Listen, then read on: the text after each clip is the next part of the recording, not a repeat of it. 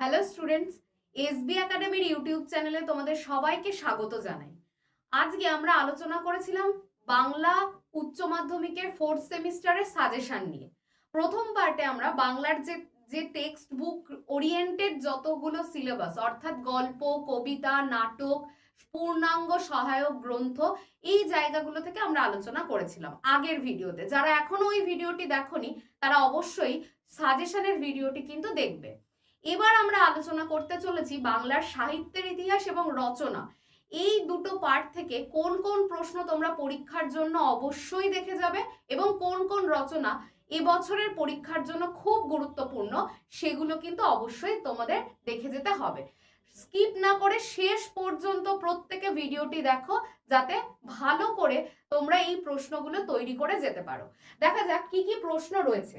একদম প্রথম যে প্রশ্নটা রয়েছে দেখো, বাংলার চিত্রকলার ইতিহাস থেকে। তোমরা জানো বাংলা সাহিত্যের ইতিহাসে দুটো অধ্যায়, একটা হচ্ছে বাংলার চিত্রকলার ইতিহাস, একটা বাংলার চলচ্চিত্রের ইতিহাস। এই যে চিত্রকলার ইতিহাস এবং চলচ্চিত্রের ইতিহাস, এখানে দুটো থেকেই প্রশ্ন থাকবে। সুতরাং যে কোনো একটা অধ্যায় তোমরা যদি খুব ভালো করে খুঁটিয়ে পড়ে যাও 2, 3 এবং 5 নাম্বারের প্রশ্ন, তাহলে কোনো অসুবিধা হওয়ার কথা না। কিন্তু এটা যেহেতু সাজেস্টিভ ভিডিও, এখানে কিন্তু দুটো চ্যাপ্টার থেকেই গুরুত্বপূর্ণ আসার মতো প্রশ্ন কিন্তু আমরা আলোচনা করব। দেখা যাক সবার প্রথমে চিত্রকলার ইতিহাস থেকে প্রথম গুরুত্বপূর্ণ প্রশ্নটা কি। সেটা হচ্ছে, পট বলতে কি বোঝানো হয়েছে? বাংলা পট শিল্পের ইতিহাসে কালীঘাট পটের গুরুত্ব আলোচনা করো। এই কালীঘাট পটের গুরুত্ব বা বৈশিষ্ট্য ভালো করে দেখবে। তারপর দেখো, বাংলা চিত্রকলার ইতিহাসে অবনীন্দ্রনাথ ঠাকুরের যে অবদান সেটা অবশ্যই আলোচনা করার কথা বলা হয়েছে। চিত্রশিল্পী নন্দলাল বসুর যে অবদান সেটা আলোচনা করার কথা বলা হয়েছে। চিত্রশিল্প চর্চায় যামিনী রায়ের যে অবদান সেটা আলোচনা করতে বলা হয়েছে। বঙ্গদেশের চিত্রকলায় রামকিঙ্কর বেইজের অবদান আলোচনা করার কথা বলা হয়েছে। এটা ভালো করে দেখবে, রামকিঙ্কর বেইজ, নন্দলাল বসুর যে অবদানটা চিত্রকলার ইতিহাসে, এগুলো কিন্তু অবশ্যই ভালো করে দেখবে। অবনীন্দ্রনাথ ঠাকুরের যে অবদান সেটাও ভালো করে দেখবে। পরবর্তী অংশে দেখো কি রয়েছে চিত্রকলা থেকে, বাংলা চিত্রকলার ইতিহাসে রবীন্দ্রনাথ ঠাকুরের অবদান আলোচনা করো। অবশ্যই রবীন্দ্রনাথ ঠাকুরের অবদানটিও দেখে যাবে।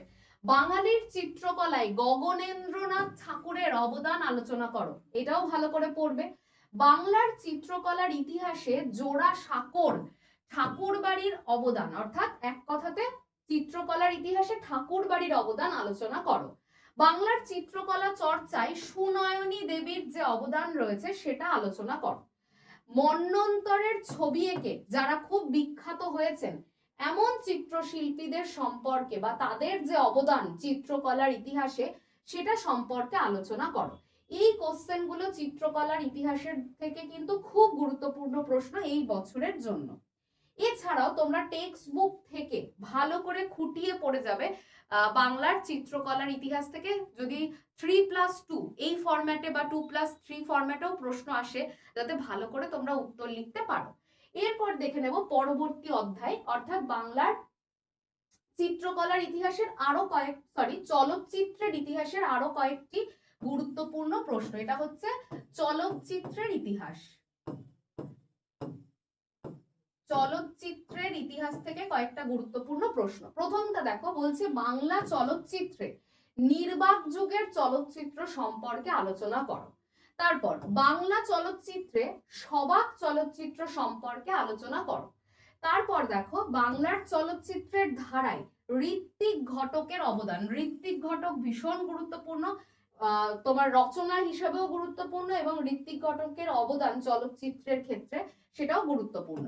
বাংলার চলচ্চিত্রে পরিচালক মৃণাল সেনের অবদান আলোচনা করো, এটাও খুব গুরুত্বপূর্ণ।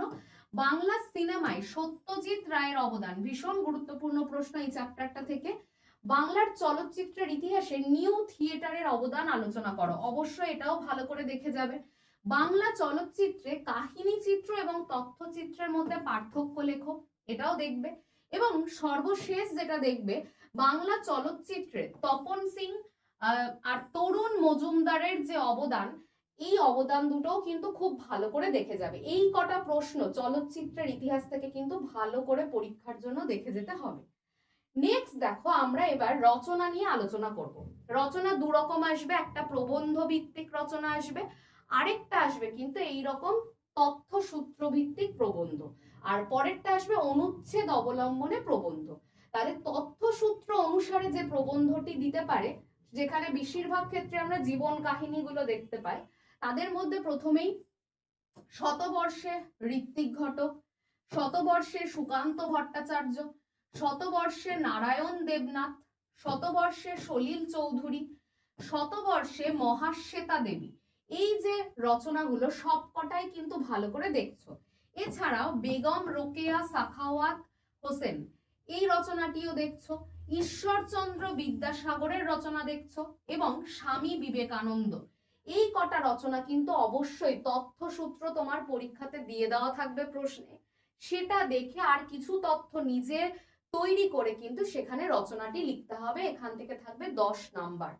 এছাড়াও দেখো, এর সাথে অরে যেটা থাকবে, বিষয়ভিত্তিক বা অনুচ্ছেদ অবলম্বনে যে রচনাগুলো বা প্রবন্ধগুলো পড়বে, তাদের মধ্যে গুরুত্বপূর্ণ যেগুলো, ভারত এক মিলন মেলা, দ্বিতীয় দেখো তরুণের স্বপ্ন, তৃতীয় দেখো শক্তির সন্ধানে মানুষ, চতুর্থ পরিবেশ ও বিপন্ন মানুষ, তারপর পঞ্চম কন্যাশ্রী প্রকল্প সম্পর্কে পড়তে হবে, তারপর শুভ উৎসব সম্পর্কে দেখবে, তারপর কৃত্রিম বুদ্ধিমত্তা বা আর্টিফিশিয়াল ইন্টেলিজেন্সি বা এআই সম্পর্কে দেখবে, তারপর বিশ্ব উষ্ণায়ন সম্পর্কে অবশ্যই দেখে যাবে।